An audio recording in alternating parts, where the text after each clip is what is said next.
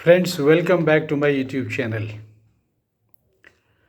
Before I start my today's topic, I will request to all of you to please subscribe to my YouTube channel, also like and share my videos, and send your beautiful comments to me, which sometimes are a very encouraging response from all of you.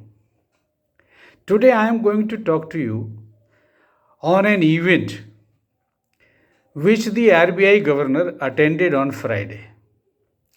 और उन्होंने उस event में बहुत अच्छी अच्छी 2-3 बातें कही हैं जो मैं आपके साथ शेयर करना चाहता हूँ। सबसे पहली बात रिलेट करती है इन्फ्लेशन को। आपको जानकारी में होगा कि हमारा इन्फ्लेशन जुलाई अगस्त के महीने में काफ़ी ऊपर तक चला गया था।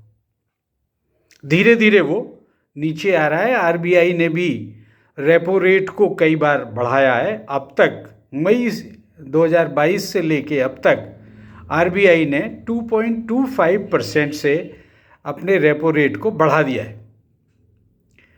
इसके इम्पैक्ट हो रहे हैं कि हमारा इन्फ्लेशन जो है वो धीरे धीरे नीचे आ रहा है और जो नवंबर के महीने में 5.88% था सीपीआई बेस्ड इन्फ्लेशन, वो दिसंबर के लिए घट कर के 5.72% पर आ गया है।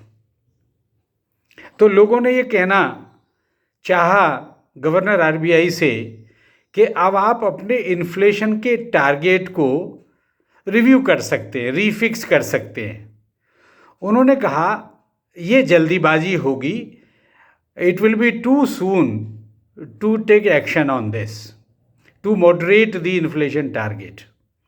इन्फ्लेशन टारगेटिंग के बारे में आपको जानकारी होनी चाहिए कि आरबीआई के कंसल्टेशन से सेंट्रल गवर्नमेंट 2016 से इन्फ्लेशन की टारगेटिंग करती आ रही है।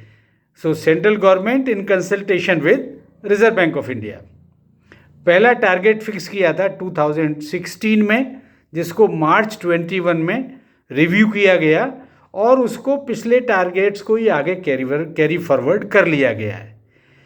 टारगेट कितना फिक्स किया था? टारगेट फिक्स किया गया 4% प्लस -2%। इसमें जो एक रेंज बन के आती है वो लोअर साइड में 2% और हायर साइड में 6% बन के आती है। तो आरबीआई गवर्नर ने बहुत बढ़िया बात कही कि चूंकि हम लोग हायर साइड में 6% तक का इन्फ्लेशन टॉलरेट कर सकते हैं, तो हमको मॉनेटरी पॉलिसी में, डिसीजन मेकिंग में इसमें काफ़ी फ्लेक्सिबिलिटी मिल जाती है। तो अभी टारगेट को रिवाइज करने की आवश्यकता नहीं है। और इन्फ्लेशन टारगेटिंग के लिए मेरा आप सबसे ये भी अनुरोध होगा कि आप section 45ZA of reserve bank of India act 1934 को जरूर एक बार पढ़ लें। उसी में इन्फ्लेशन टारगेटिंग की बात कही गई है और उसी एक्ट के, उसी सेक्शन के प्रोविजन के अंतर्गत ये टारगेट फिक्स किया जाता है और इसको हर 5 साल में रिव्यू किया जाता है। एक बार फिक्स होने के बाद ये 5 साल तक ऐसे ही चलता है। तो ये बात उन्होंने कही, लेकिन इसके साथ एक उन्होंने कॉशन भी किया, एक मैटर ऑफ कंसर्न भी रखा सामने कि हमारा जो इस समय मेजर कंसर्न है वो है कोर इन्फ्लेशन। इन्फ्लेशन से हमें अभी इस समय ज़्यादा दिक्कत नहीं है because it has come below 6% now. और कोर इन्फ्लेशन काफ़ी दिनों से स्टिकी, यानी एक तरीके से स्थायित्व ले लिया उसने और वो चल रहा है अबव 6%।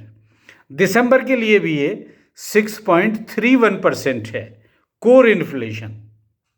अब प्रश्न ये उठेगा, कोर इन्फ्लेशन क्या होता है?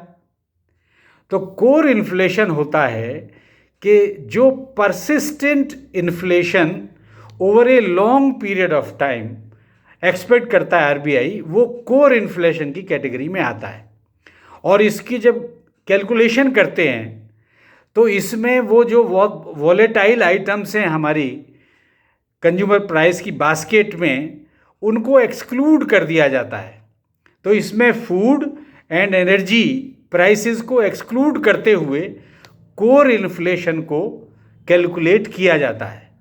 तो इस पर उनका ज़रूर कंसर्न है और उनका कहना भी ये है कि हमारा अब जो भी फोकस है वो इस कोर इन्फ्लेशन को नीचे लाने के लिए हमारा सारा प्रयास रहेगा। इसके अतिरिक्त उसी इवेंट में उन्होंने एक बात और कही, वो रिलेट करती है क्रिप्टो करेंसीज़ को। क्योंकि क्रिप्टो करेंसीज़ के बारे में भी बहुत कुछ लोगों के दिमाग में चलता रहता है। कभी ये लगता है ये आरबीआई ने बैन कर देगा, कभी लगता है कि ये चलती रहेंगी क्योंकि इन्होंने 30% उसमें टैक्स लगा दिया था पिछले बजट में क्रिप्टो करेंसीज़ के ऊपर। लेकिन ऐसा है नहीं। उन्होंने कल बहुत स्पष्ट रूप से ये बात कही कि क्रिप्टो करेंसी तो गैम्बलिंग है।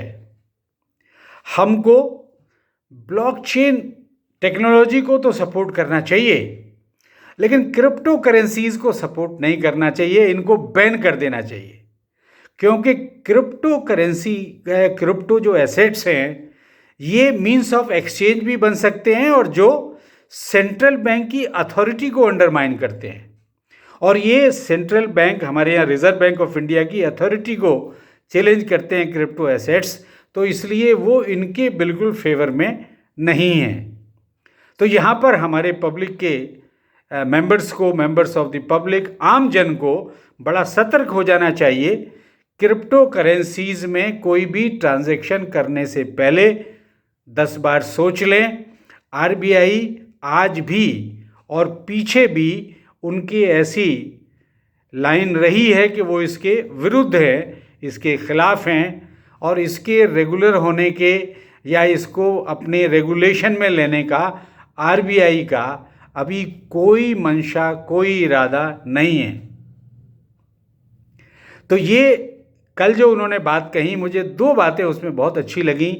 एक कोर इन्फ्लेशन को रिलेट करती है, दूसरी क्रिप्टो करेंसीज को रिलेट करती है, और दोनों चीज़ें हमारे बैंकर्स के लिए इम्पोर्टेंट हैं। और ये इन्फॉर्मेशन मैंने आपके साथ साझा की। आप मेरे चैनल को सब्सक्राइब करते हुए, मेरे वीडियोस को लाइक और शेयर करते हुए कमेंट अपने मुझे ज़रूर भेजें। आपने मुझे ध्यान से सुना है, इसके लिए आपका बहुत बहुत धन्यवाद। Thank you very much.